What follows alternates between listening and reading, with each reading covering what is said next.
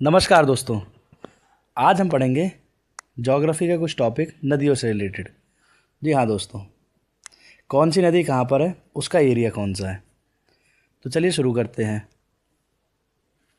Baghdad यानी Iraq में tigris नदी, ये इराक में पाई जाती है। स्प्री नदी बर्लिन यानी जर्मनी।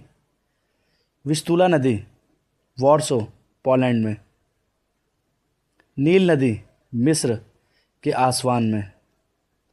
मिसिसिपी नदी सेंट लुइस अमेरिका में। टाइबर नदी रोम इटली में। टेम्स नदी लंदन यानी इंग्लैंड में।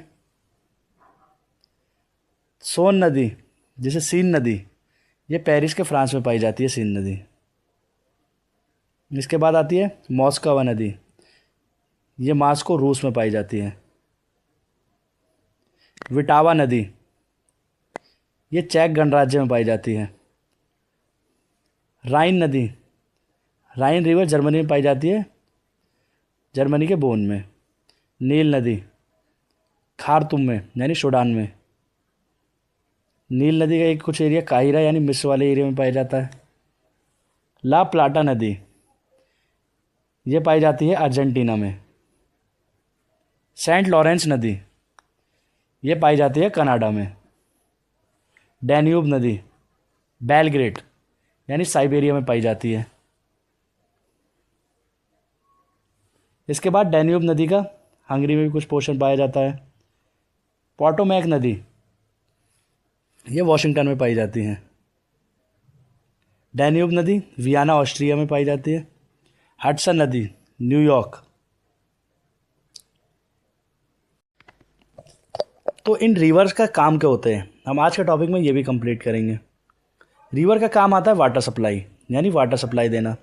रिवर से हमें पीने का पानी मिलता है और डेली यूज़ के लिए वाटर मिलता है। नदियाँ एग्रीकल्चर में भी काम आती हैं, यानी खेती के लिए रिवर्स का पानी इरिगेशन में यूज़ होता है। ये इलेक्ट्रिसिटी जनरेशन में भी काम करती हैं। रिवर्स पर डैम्स बनाकर हाइड्रो इलेक्ट्रिक पावर जनरेट की जाती है। ट्रांसपोर्टेशंस, पहले और आज भी कई जगह रिवर्स ट्रांसपोर्टेशन के लिए भी यूज़ होती है। सॉइल फर्टिलिटी, असल में ज़्यादा लाइवलीहुड वहीं रहता है जहाँ पर रिवर रहती है। एक तो वहाँ की ज़मीन फर्टाइल रहेगी, उसमें फर्टिलिटी बनी रहती है, लाइवलीहुड वहीं पे रहता है। रिवर नेचुरल ब्यूटी भी होती है। रिवर्स नेचर को ब्यूटीफुल बनाती है और टूरिज़्म को प्रमोट करती है। रिवर हमारी लाइफ का इम्पॉर्टेंट पार्ट है। हमें रिवर्स को क्लीन रखना चाहिए और उनका प्रोटेक्शन करना चाहिए। जी हाँ दोस्तों, इसी के साथ टॉपिक होता है ख़त्म।